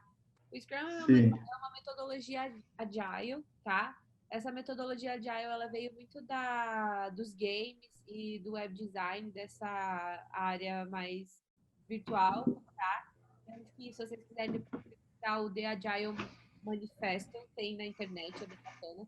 E como é que funciona? Você tem um backlog. O que é o backlog? É tudo que precisa ser feito. Então, você tem lá elencado todas as tarefas que você precisa que sejam cumpridas até o final do processo, tá? E daí, você tem o que eles chamam de sprint dentro do Scrum. E o sprint são as mini entregas que você tem que fazer dentro de um período de tempo curto, tá? O sprint depende do tempo que a pessoa vai determinar, tá? Ele falou 15 minutos aqui, mas geralmente o pessoal trabalha com 15 dias ou um dia, tá? É o que as pessoas trabalham, mas tem várias formas de trabalhar, porque uma coisa legal das metodologias Agile e do Scrum é que elas são adaptáveis. Então, realmente, tudo depende de quem está fazendo a gestão disso. E daí o que acontece? Dentro desse sprint que eles falam, que são as micro entregas dentro daquele backlog, você tem como se você tivesse aquela listona, daí você pega 3 elementos daquela listona, que é o sprint. Dentro desse pequeno sprint, a pessoa tem 24 horas, 1 hora, 15 dias, 15 minutos para resolver. E daí ela entrega do jeito que dá, porque a lógica do Agile, do Scrum, é melhor antes feito do que perfeito. E daí você faz de novo. Exatamente. E daí você passa de novo por um outro sprint, por um outro sprint, por um outro sprint, até acabar com todo aquele backlog, com toda aquela lista. Pode falar, Rodrigo. Como é que fica essa questão? Essa metodologia Scrum eu tenho visto, mas não fui buscar com vontade realmente. Mas como é que isso se dá com relação à nossa área de trabalho? Isso aí não geraria muito retrabalho, porque você faz algo sem muita profundidade. Tá? Essa proposta. Tá? Você faz sem muita profundidade. Então, você não tem muita discussão, você não tem... É tudo muito superficial. E você depois tem que reavaliar continuamente. Isso não seria um problema? Isso faz parte da metodologia do Scrum também, tá? Dentro do Scrum, você tem o que eles chamam de processos de interação. Então, além dos sprints, né, que é isso que eu falei, você tem daí o que a gente chama, como é que é o nome? Sprint Review. Então, ao final de toda sprint, você tem uma Sprint Review, que é um tempo que você reserva para fazer a devolutiva do sprint, tá? E daí, no final da devolutiva desse sprint, você faz uma retrospectiva e daí começa o novo sprint. Então, por isso que eu falei, a sprint depende muito de como a pessoa vai fazer a divisão dessas microtarefas. No caso dele, é 15 minutos. É o jeito que eles escolheram trabalhar. Mas tem muita gente que trabalha com sprint de 1 mês, de 15 dias. Então, é como se você desse 15 dias para o cara desenvolver X tarefas, dali 15 dias você revisa o que o cara tá fazendo, e daí você faz toda a retrospectiva, dá o feedback, dá a devolutiva, e o cara continua trabalhando. Então é como se a cada 15 dias você meio que fala, para, cara, deixa eu ver o que você fez, entendeu? Só que você, ao invés de ter a prancha inteira para entregar no final do mês, você a cada semana determina elementos da prancha que tem que estar prontos ao final de cada semana. E daí no final de cada semana você faz a devolutiva. Isso exige um trabalho de gerência um pouco mais complexo, porque você tem que saber como fazer as divisões, tá? Se você fizer uma divisão meio cagada, você vai cagar com o processo inteiro. Mas se você souber fazer as divisões e dar o feedback, fazer essa retrospectiva, fazer esse sprint review de um jeitinho bem bacana, a chance de você, na verdade, ganhar com isso é muito maior do que você perder, que é um pouco do que o Gui faz, né? Esse 30, 60, 90, eles não dão eles dão o time frame e eles dão uma meta. No caso do Scrum, a única coisa é que eles não dão a meta de porcentagem. Você tem uma meta de tarefa. É diferente, mas você tem a meta, entendeu? Então é como se você falasse assim, tem tudo isso para fazer dentro da prancha, vamos supor. Tem que fazer detalhamento do banheiro 1, banheiro 2, banheiro 3, banheiro 4, banheiro 7. Vamos supor que você só esteja fazendo hidrossanitário. Tem todos esses banheiros aqui para fazer, tá? Eu quero o banheiro 1 ao banheiro 7 prontos nesse sprint e eu te dou 15 dias. No próximo sprint eu quero esse para tal dia. No próximo eu quero esse banheiro para tal dia, para daqui 15 dias. E daí no final você tem a prancha completa com todos os banheiros, entendeu? Todos os detalhamentos de banheiro. Então é basicamente como se fosse isso, o Scrum. Não, Então, e eu acho... meio parecido com o que o Gui faz, só que tem diferenças justamente por não ser agile, mas daí tem o que eles chamam de métodos híbridos, que daí é o que o Gui faz. O Gui é um método híbrido, que mistura um pouco de agile com métodos tradicionais. Então é bem legal. Mas fala aí, Gui. Que eu falei, eu não conhecia esses termos, né? Porque lá, e isso daí era relacionado, inclusive, ao cliente, à entrega.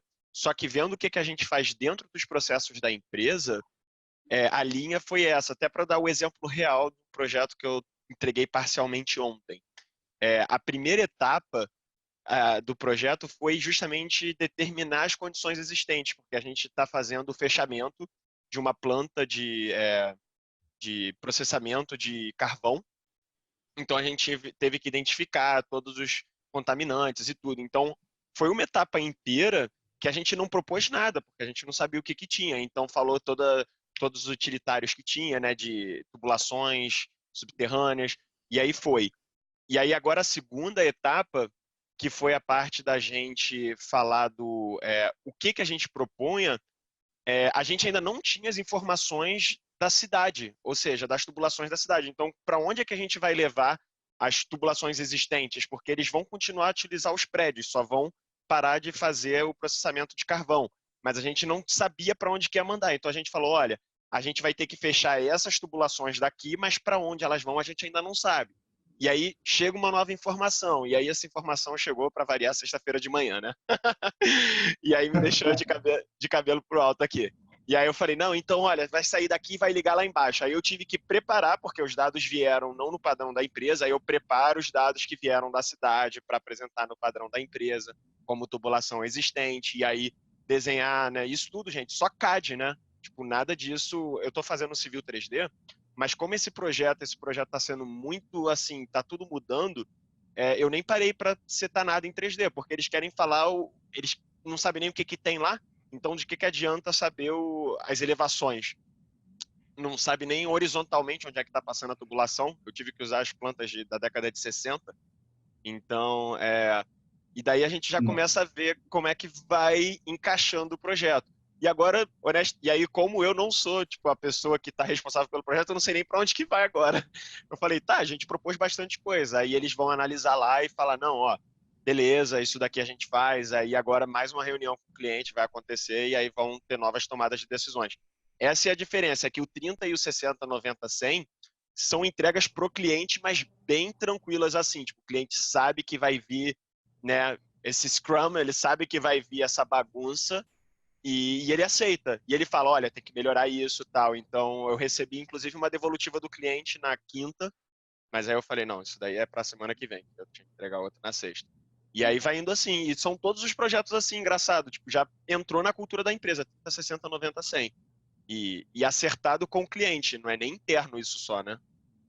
Não, isso é muito interessante, sabe? Porque o cliente, quando a gente, voltando naquilo que a gente fala sobre BIM, o cliente é uma parte envolvida. Ele é uma parte envolvida super importante e a gente, às vezes, negligencia isso. Porque que acontece? A gente tem essa cultura dentro da engenharia e da arquitetura que a gente sempre pensou em entregar valor. Entregar valor. A gente tem que entregar valor. Então, a gente tem essa maneira de entregar um pacotinho pronto, sabe, para o cliente. Então tá aqui, você não tem que se preocupar com nada. Essa nossa cultura nos gera uma série de problemas, tá? Que a gente não percebe, mas gera. O primeiro problema que gera, que a gente não percebe, é que o cliente vai falar, é só o desenhinho, me entrega só o desenhinho. Então esse é o primeiro problema, porque a gente está tão acostumado a entregar o desenhinho numa caixa, que o cliente ele deixa de fazer parte do processo, e por deixar de fazer parte do processo, o valor percebido dele é muito diferente do valor que a gente entrega, tá? O valor que a gente entrega é um valor que ele percebe é outro, tá? Outro elemento que a gente tem é um elemento muito engraçado, que é justamente pelo cliente não ter noção da complexidade do que a gente faz, a dificuldade dele em entender o quanto a gente cobra também é gigantesca, tá? Então, a gente tem algumas metodologias que eu não sei, quantos de vocês já ouviram falar sobre IPD? Integrated Project Delivery. Ouvi falar uma coisa, ter conhecimento é outra. Tá? Mari, eu acho que IPD foi a primeira coisa que eu aprendi com você. Você falou IPD, eu falei assim, meu Deus, eu não sei nada de BIM. Isso lá atrás. Aí eu falei, o que eu tô fazendo aqui? Quando eu conheci a Mari, foi a primeira coisa que eu lembro. Integrated Process Development, é isso? Eu vou pegar até um livro aqui para mostrar para vocês, peraí. Esse que ela tá falando é o Integrated Project Delivery, né? Entrega de projeto integrada. Esse livro é muito legal, tá? Ele tá falando de sustentabilidade, mas depois eu explico por que ele fala de sustentabilidade. Mas esse livro, ele fala bastante sobre IPD, se vocês tiverem curiosidade depois. Ele é muito interessante porque ele tem cases reais de como o IPD foi aplicado em alguns projetos. Tudo bem que são projetos sustentáveis, mas dá para ter uma ideia bem clara de como funciona o IPD. Eu vou falar bem rapidinho do IPD aqui, mas depois a gente vai ter uma aula para quem é do BIM de Implementação à Venda, falando sobre IPD, tá? Eu vou montar essa aula, então calma aí que vocês vão conseguir ter uma noção mais aprofundada. O IPD, basicamente, é uma forma de contrato, tá? A gente trabalha hoje em dia com um contrato que ele ainda não estimula a colaboração e as pessoas falam que essa é uma grande causa da falta de colaboração. Porque como a gente não pune, não recompensa de maneira conjunta, isso gera uma série de dificuldades quando a gente fala que as pessoas têm que colaborar. Você tem que colaborar, você tem que colaborar. Beleza, vou colaborar quando der, porque eu tenho o meu contrato aqui e o meu contrato é esse. Eu tenho que cumprir o meu contrato. Eu vou colaborar como um extra, mas o meu contrato é este e eu vou focar no meu contrato, porque senão eu vou ser punido juridicamente de acordo com o meu contrato. E o IPD, ele tenta justamente reverter tudo isso trabalhando no contrato. Ele trabalha com um contrato de uma maneira colaborativa. Desculpa que é o meu telefone aqui. Então, como assim? As pessoas, elas são recompensadas e punidas de maneira conjunta. Todos os profissionais, inclusive o cliente está junto nesse bolo, tá? Então, o cliente, ele não é uma parte excluída da charrete, que a gente chama. O cliente, ele faz parte da charrete. Então, quando tem alguns marcos, né? Porque no IPD daí também você tem toda a parte de processo. Quando você tem alguns marcos, o cliente, ele tem que estar junto. Então, por que ele fala de sustentabilidade nesse livro? E eu vou explicar um pouco do porquê que ele fala de sustentabilidade nesse livro.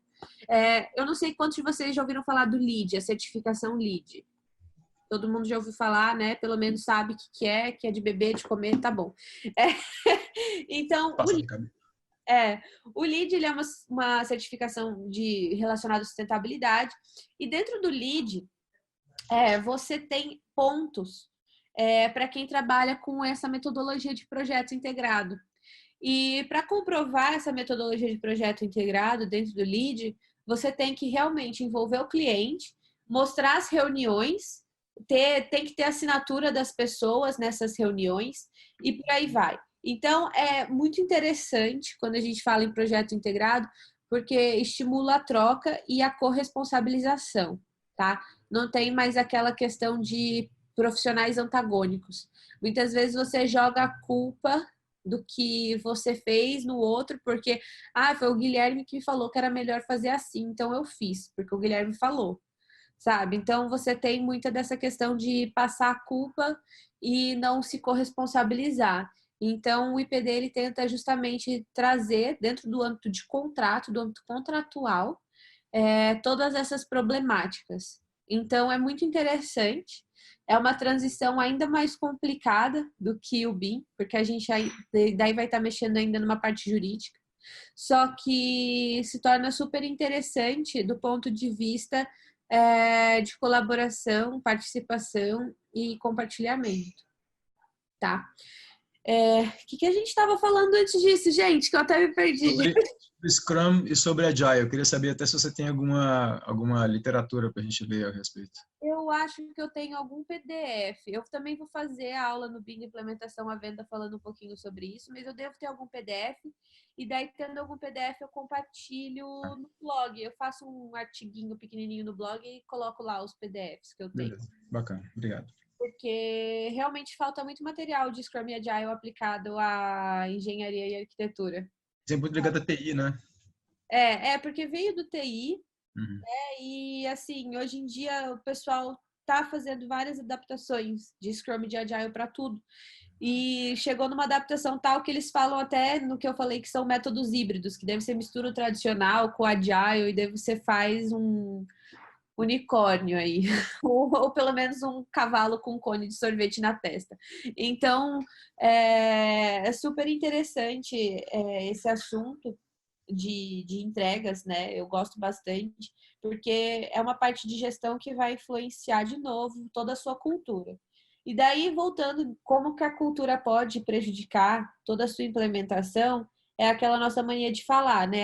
Tem que ser um top-down. Tem que vir de cima para baixo. Daí tem gente que fala assim, não, tem que vir de baixo para cima para funcionar. Eu vou compartilhar aqui com vocês minha tela de novo, porque eu quero mostrar uma imagem bem bacana. Vamos ver aqui, de novo nessa aula aqui. Esse slide aqui não estava na aula, tá? Eu excluí ele. Deixa eu reproduzir aqui. Tá todo mundo vendo esse slide em tela completa? Espero que sim. Sim? Beleza. Tá. Então, o que a gente está vendo aqui, tá? Eu vou traduzindo para quem não consegue. Deixa eu ver se eu consigo traduzir primeiro, né? Não consigo nem mexer nesse aqui para eu tirar isso aqui da minha frente. Inclusão digital, lembrei. O Arthur fala que eu tenho que ter aula de inclusão digital. Mas então, aqui a gente vê que a gente tem uma pirâmide, né?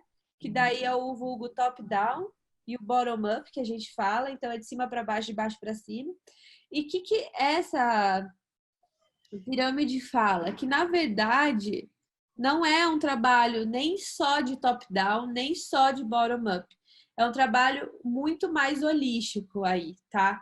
Você tem que ter, sim, toda essa transmissão de engajar e liderar a mudança que vem de cima. Então, você tem que construir dentro da empresa que você está implementando uma liderança, você tem que ter, sim, essa preocupação com a mudança, você tem que conduzir um diagnóstico cultural. Isso que o topo tem que fazer, isso que o top-down tem que fazer, que a gente fala. Só que só isso não basta. Daí vamos lá para a parte de baixo, né? Ali na parte de baixo da pirâmide. Você tem que mobilizar a base e fazer com que ela acredite que aquilo é dela. Entendeu? Que é o que eles falam ali, ó, create ownership. A pessoa tem que achar que aquilo é dela, que aquele projeto é dela, que aquela mudança está acontecendo por ela e está sendo feita por ela. Se você não tiver esse elemento, vai ser muito difícil de você trabalhar, tá? E daí ali, ó, você tem que ter também o que eles falam de cascade down and break barriers. O que é isso? Você tem que empoderar as principais pessoas que estão ali entre o topo e a base, entre o topo e o operacional, empoderar essas pessoas a serem agentes de mudança. E daí o que eu falei ali, ó, create cross-functional teams. Então, criar de fato esses squads com habilidades mistas. Então, você pode ver que não é nem só uma coisa, nem só outra coisa. Não é simplesmente fazer o pessoal da base amar o BIM e querer implantar. Não é só fazer o gerente se apaixonar. Você tem todo um trabalho ali, ó, na pirâmide como um todo, tá? Se você não tiver esse trabalho holístico, vai ser muito difícil de você realmente tratar e ter essa implementação no longo prazo. Tá vendo que tá ali, ó, Rollout Communications Plan, que é o que a gente tá, que são os exemplos que eu dei. Então, criar esse ambiente para troca. Na aula que eu dei do BIM de implementação à venda, eu até coloquei um slide falando assim, que as mais poderosas trocas, elas acontecem entre o filtro de água e o café, porque é ali onde as pessoas se encontram para dar uma relaxada, e querendo ou não, é ali que elas trocam informações. É ali onde elas falam, pô, nossa, você tá seguindo aquele cara lá, sei lá, fala um influencer que fala de assuntos legais, o Primo Rico, sei lá. Ah, você tá seguindo o Primo Rico? Nossa, o cara falou um negócio assim, assim, assado final de semana. Segue lá o cara, entendeu? Então, é entre o filtro de água e o cafezinho que você tem essas trocas que são super poderosas. Então, você tem que ter um plano de comunicação bem desenhado. E daí até entra num pouquinho do porquê eu e o Gui, a gente foi fazer o curso final de semana. De uma maneira bem breve, esse curso que eu e o Gui, a gente foi fazer, ele é para ajudar na gestão de conflitos que você tem dentro de empresas, que a gente sabe que tem muita confusão, muita briga, muito estresse. A gente está num ambiente de conflito quando a gente trabalha em empresa. Então, a gente foi fazer esse curso para ajudar na gestão de empresa, para ajudar na gestão de expectativa e para principalmente auxiliar na comunicação, porque comunicação é o elemento chave que às vezes a gente perde. Eu e o Gui, a gente estava falando essa semana justamente sobre isso, né, Gui? Que o pessoal, às vezes, acha que uma implementação BIM vai resolver, o cara vai investir um monte em software, vai resolver, sendo que, na verdade, o maior problema do cara, o maior gargalo que ele tem na empresa, não é software, é peopleware, tá? O cara não está investindo em peopleware. Peopleware eu estou fazendo um trocadilho, mas é pessoas, tá? Então, assim, às vezes o cara fez um investimento gigantesco em algumas áreas que deixam de fazer sentido. Então, assim, quando a gente fala em implementação BIM, isso eu falo bastante com o Arthur, é como se você fosse um médico, né? Você vai lá no escritório da pessoa e você é um médico. O cara vai falar para você, eu tenho dor no joelho. Beleza, eu tenho dor no joelho. Você vai lá anotar. Igual o médico faz, né? Você vai começar a anotar, você vai estudar ali o cara, você vai ver quais são os indicativos que ele tem dentro da empresa, o que ele tem que pode estar causando a dor no joelho. E quando você for tratar, não adianta você virar para o cara e falar assim, você tem que emagrecer. Fala para um cara que está com dor no joelho que ele tem que emagrecer para ver se você volta nesse médico.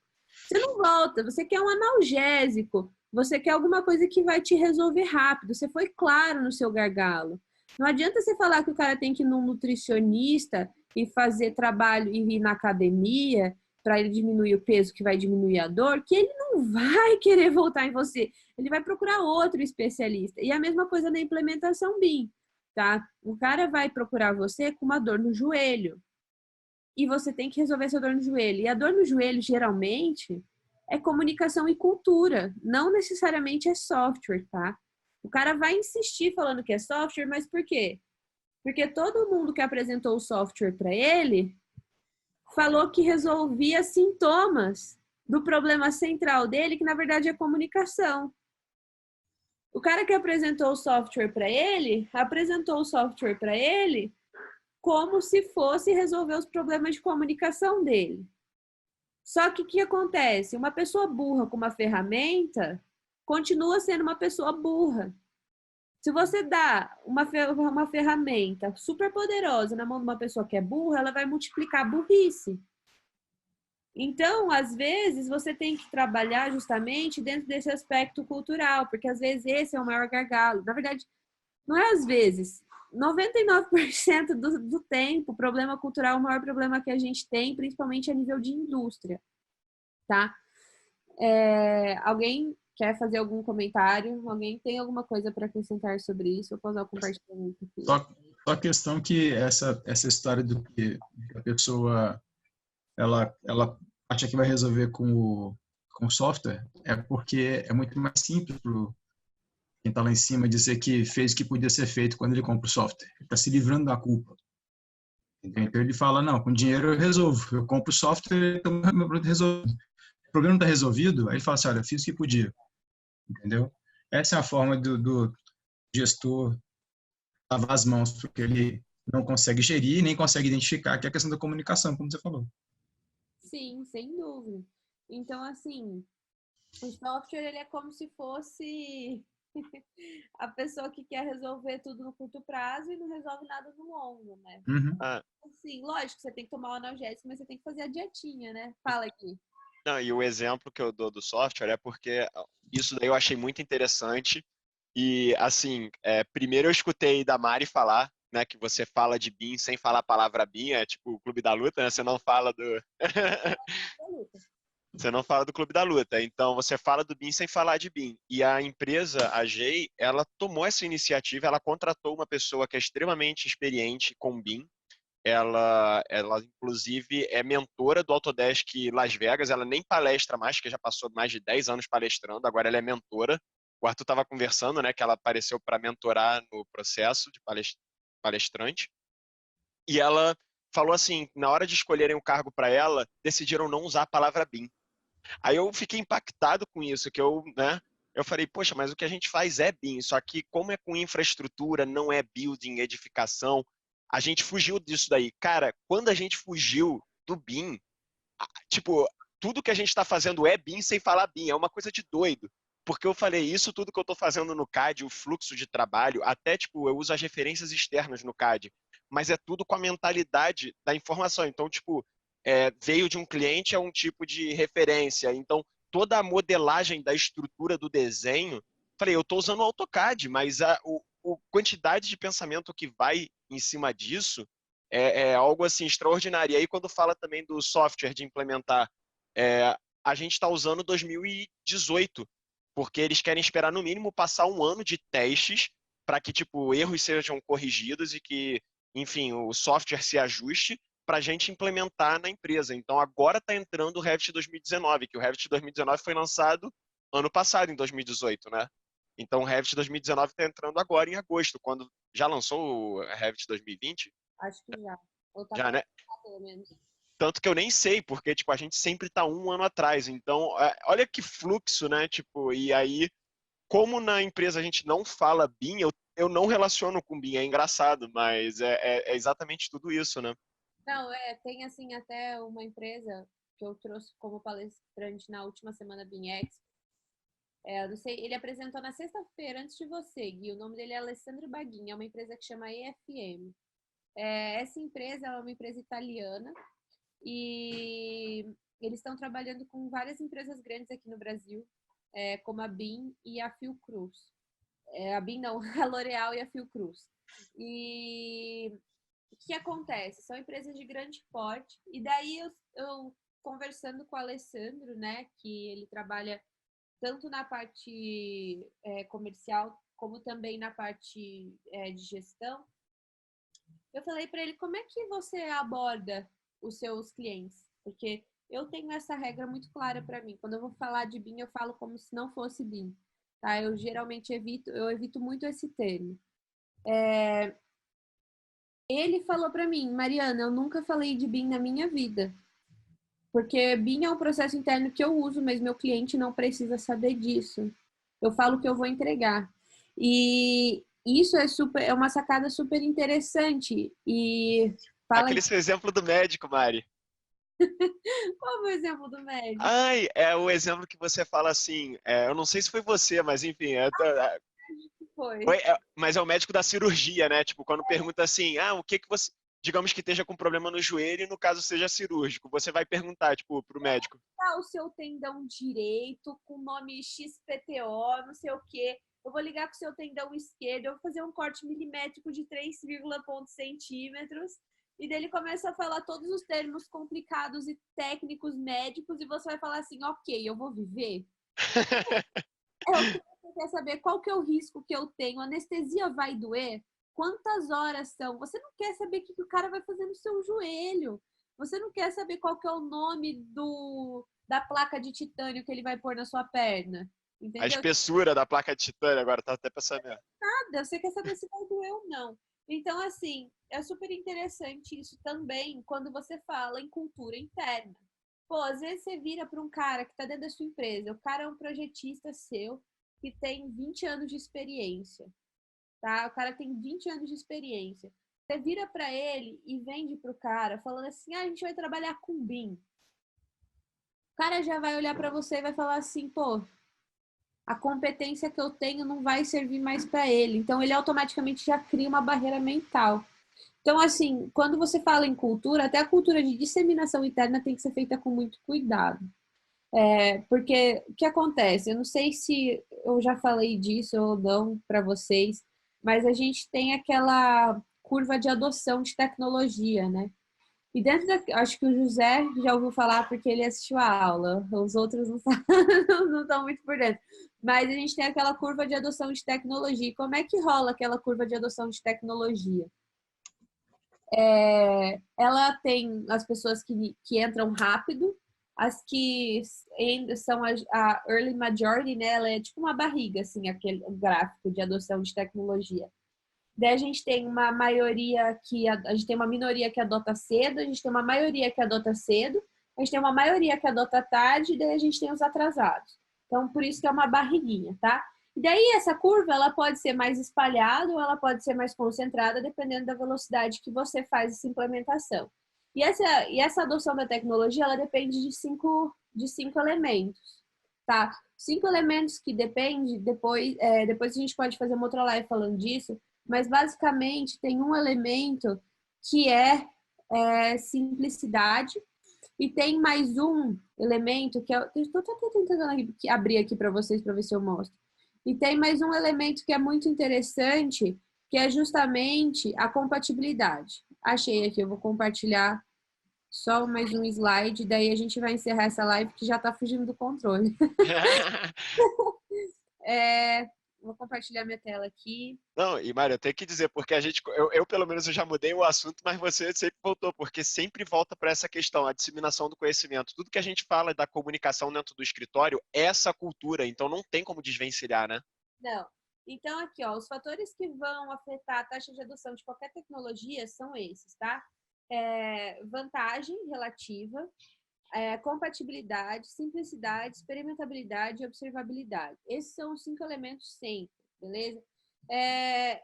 O que eu falo de como você vende internamente o BIM é relacionado à compatibilidade, tá? O que acontece? O cara que você vai estar vendendo, o BIM, ele tem que pensar que o conhecimento que ele tem, que todo o know-how que ele adquiriu ao longo de 20 anos, de maneira nenhuma vai ser jogado fora. Porque dependendo do perfil da pessoa, se ela fizer parte, por exemplo, daquela maioria atrasada ou dos atrasados completos, se você falar isso pro cara, ele vai criar uma barreira mental que ele nem vai te ouvir. Ele vai virar o maior sabotador dentro da sua empresa. Porque ele vai falar assim, todo o know-how que eu adquiri está em risco e ele paralisa. Tem gente que funciona assim, tá?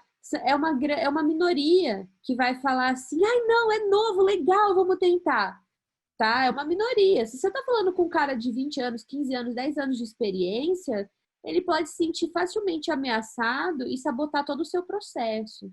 Isso é muito difícil, tá? A gente conhece muitos consultores, a gente tem uma troca de experiência muito grande entre o pessoal que faz implementação. E teve cara que falou, a minha implementação deu errado porque eu arrumei, entre aspas, confusão com um dos projetistas mais antigos da equipe, não consegui gerenciar essa situação e eu perdi o escritório inteiro. Mas, Mari, eu acho que o Guilherme tinha dado uma cola um pouquinho atrás. Se a gente levar em consideração que BIM é uma metodologia e a gente estiver relacionando isso a processo, mesmo essas pessoas que são mais antigas, que têm um pouco mais de dificuldade de adaptação, elas podem ser inseridas também. Acho que se a gente... Elas devem ser inseridas. Isso. Tudo depende do jeito como você vende para elas. Exato. Você tem que você tem que explicar o BIM, explicar tudo isso de uma forma que ela entenda que todo o conhecimento que ela adquiriu é ainda mais fundamental nessa nova transição. O que acontece é que, às vezes, tem muitos consultores que entram num escritório vendendo a implementação como uma mudança tão radical que a pessoa, ela sente que o que ela tem de conhecimento, o know-how que ela adquiriu, não tem compatibilidade nenhuma com essa nova realidade. Sendo que é o oposto. A gente sabe que quando a gente trabalha dentro de uma metodologia BIM, a pessoa tem que saber construir. Se ela não souber construir, ela não sabe modelar. Ô, Mari, Oi. Eu queria compartilhar uma experiência que eu tive essa semana passada. Eu estou participando do processo de implementação BIM numa empresa, numa instituição pública. E aí, eu sou monitor e tenho um consultor, né? E aí, a gente identificou dois perfis de funcionários totalmente diferentes. Os dois tinham 40 anos de carreira na empresa e um tinha uma opinião bem otimista. Ele falava assim, eu quero ver isso funcionar antes de me aposentar. E o outro falava, olha, os fornecedores de infraestrutura não estão fornecendo peças em BIM. Então, isso não adianta para mim. E a gente teve a primeira aula. A primeira aula falava do conceito geral de BIM, falava que não era ferramenta, BIM não é Revit, falava do IFC, enfim, dava toda aquela contextualizada. No fim da segunda aula, no outro dia, os questionamentos desse cara que era mais pessimista já tinham mudado. Ele já perguntava, depois de ser apresentado a ferramenta de análise de visualização, ele já perguntava assim, cara, tem como o meu projetista me entregar um projeto de um jeito, o cara da arquitetura me entregar de outro, e eu analisar utilizando outro programa, utilizando as ferramentas IFC. Eu já não preciso estar preocupado com o que o fornecedor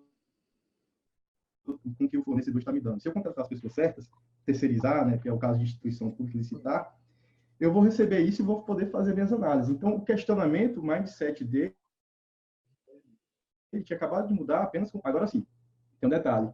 A consultoria, o consultor, ele tinha já uma experiência e ele já sabia que não podia abordar a fundo a questão de ferramentas, mas sim de gestão e de comunicação. Então, o cara que pensava que dependia de fornecedor, dependia de ferramenta, pensava que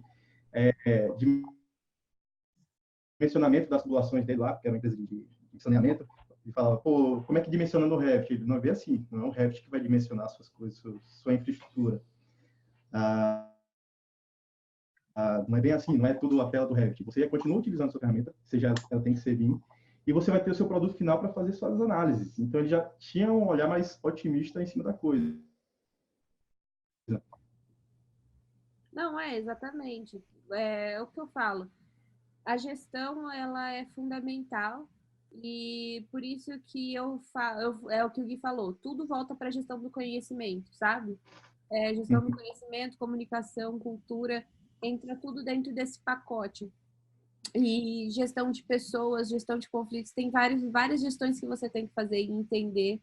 E se você não entende disso, não adianta nada seu conhecimento de ferramenta. Então, eu acredito também que a pergunta sobre implementação não seria uma pergunta externa, não seria o que é que as pessoas têm que me entregar, mas sim uma pergunta assim, o que é que eu quero, o que é que eu posso fazer para gerir esse tipo de informação, o que é que eu posso melhorar na minha empresa, para definir aí o que é que eu vou pedir dos outros, o que é que eu vou contratar. Exato. Nessa questão de empresa, mais geral. Exato. Então, pensando em empresa, tem muita empresa que fala assim, qual que é o meu melhor software? Eu sempre falo, cara, exato. Não importa o software que você vai adotar. No final das contas, não importa. E é importante lembrar que isso é só o começo, tá, gente? Mas ainda vai ter bastante conteúdo aí pela frente da implantação à venda, que isso daí que a Mari está falando nossa, o que ela vai conseguir abordar isso nas aulas específicas ainda vai ser... Porque, por exemplo, esse aqui é material de uma... aqui, para vocês terem noção, eu abri 4 aulas, assim, mas um slide de 4 aulas. Eu abri um slide de cada uma dessas aulas. E ainda tem mais as aulas que a gente vai lançar, sabe? Então tem muita coisa. E o mais legal, que é o que a gente fala, que é o diferencial que a gente tenta trazer dentro do BIM Implementação à Venda, é justamente a conexão entre todos esses links. A gente tenta fazer o possível para não deixar nada perdido. Então, muitas das coisas que eu falo na minha aula, o Arthur já falou de algum jeito nas aulas introdutórias, iniciais. Eu estou falando agora, vai ter gente que vai falar depois. Então, vocês vão ver que às vezes o conteúdo vai e volta, mas volta reforçando sempre alguns conceitos que são muito importantes. Então, só para mostrar aqui para vocês, esse aqui é o livro, tá? Se vocês tiverem interesse, para quem não é do BIM da Implementação à Venda, esse livro ele fala sobre essas regras de difusão de inovação. Eu prefiro outro nome, eu prefiro difusão de tecnologia, porque tecnologia usa mais ou menos a mesma regra, mas esse aqui é o livro. Então, se vocês quiserem depois, esse livro vale super a pena, tá? Para vocês darem uma olhadinha. Eu vou tentar interromper o compartilhamento aqui. É tão difícil porque eu não consigo enxergar. E outra coisa também, que aí entra o que a Roberta falou, né? Cada pessoa falando uma coisa, por mais que seja o mesmo assunto, cada uma vai ter um pouquinho de maneira diferente. Talvez a Mari inclua alguns números que eu não incluiria e eu incluo algumas curiosidades. Então, vai sempre acrescentando assim, cada um com a sua experiência. Sim, exato. Então, galera, de qualquer maneira, o curso está muito bacana.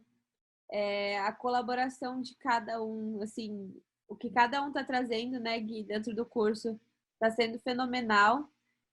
Eu fico até com dó do Arthur, porque a carga horária dele nesses cursos aí eu não consigo, eu não consigo nem mensurar. O Arthur ficou com uma carga horária super pesada aí. Ele tá aqui com a gente, tá? Então, mandem um abraço aí para ele tá observando tudo no chat. Eu não sei se ele tá de corpo presente, mas a cabeça dele já tá... Mas mandem já são 1h da manhã lá. Tadinho. Mas hoje é sábado. Então pode. Fica aí, Arthur. Acorda. Hoje é sábado. Tá na balada. Hoje é balada. Então, mas daí, esse curso, gente, realmente é sensacional. O que cada um está trazendo é um conteúdo super único, de coração. Eu nunca vi nenhum curso com uma ementa desse jeito, nem em pós-graduação, nem em lugar nenhum. Pode falar. E falar uma coisa também, que a gente continua testando. Então, a gente teve as primeiras práticas, a gente passou um formulário, pegou o feedback de todo mundo, das experiências, e aí agora a gente vai montar essa segunda prática e, assim, também pegar um feedback depois e a gente vai conseguindo ajustar dessa forma. Falaram também do tamanho dos grupos, a gente está também tentando fazer isso, com cuidado também, né, de não ficar grupos muito pequenos, que às vezes uma pessoa está passando por uma época complicada, então foi uma das coisas que me chamou a atenção, mas tem essa sazonalidade de cada um, né? E aí a gente espera também manter esse contato. Isso que eu ia falar. Porque, querendo ou não, aqui a gente já levantou alguns temas que vocês tiveram super interesse, entendeu? Então, é muito importante quem participa do BIM Implementação à Venda contribuir com a gente nessas lives para a gente realmente sentir se vocês estão conseguindo absorver todo o conteúdo que a gente está compartilhando, que conteúdo que, de repente, é mais importante a gente abordar de maneira mais profunda, ou, de repente, trazer conteúdos complementares para contribuir com vocês. Então, assim, essas aulas ao vivo, elas não são simplesmente para explorar mais conteúdo, mas para a gente também ter um pouco de devolutiva de vocês, ter essa troca de experiência, porque é o que faz toda a diferença e faz muita falta, né, Gui? E agradecer aí a participação do Rodrigo e do José aí, né? O outro pessoal deve ter ficado meio tímido aí, mas uma primeira vez, né? Talvez nas próximas aí. Exatamente. E daí... Grandes experiências compartilhadas aí. Foi uma conversa Você boa. tá aqui ainda? Não, E ele é. tá fora. Não, se ele tivesse aqui, eu ia colocar ele para participar junto conosco. Liga a câmera dele. Ligar a câmera dele e aparecer ele dormindo na cadeira. Mas é isso aí, galera. Eu espero que vocês tenham curtido assim esse bate-papo mesmo. Não falo que chegou a ser uma aula, né? Porque não teve slide, ninguém teve que anotar nada no caderno. Não, eu falei, isso daí vai chegar o dia que vai chegar na minha apresentação, essa parte de aula aí. Eu falei, muita coisa evoluiu ao longo desses últimos anos. Mas se você olhar uma sala de aula no século XX inteiro, a gente continua com a mesma sala de aula no século XXI. Alguma coisa, se a indústria mudou tanto, por que a sala de aula continua a mesma, né? Não mudou nada? Será que não tinha como mudar? Exatamente. Reflexões. Fica a reflexão.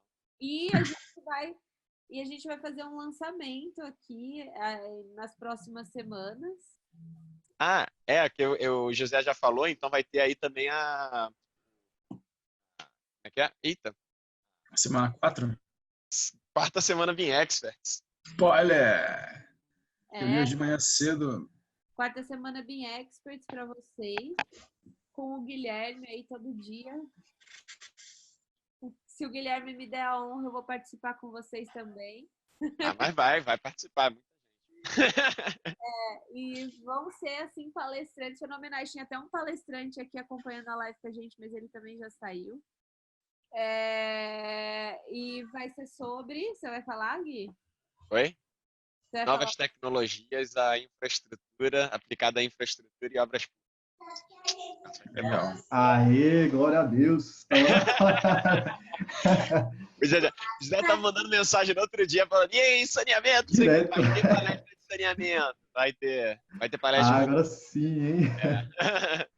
Tá tentando trazer metrô aí também. A gente vai fazer, eu quero só ver aí quantas pessoas você vai convidar. Porque ficou aí pedindo, vai ter que ajudar a divulgar também. Lógico. Para que a gente lance, é o mínimo que a gente espera.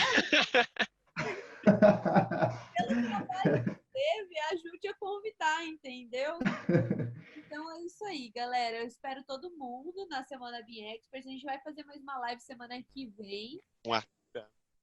Semana que vem tem mais uma live que a gente vai fazer. Então fiquem aí conosco, tá? Convidem outras pessoas para participar, porque essa troca que a gente faz com todo mundo ao vivo, eu acho que é o maior diferencial, porque é uma troca efetiva.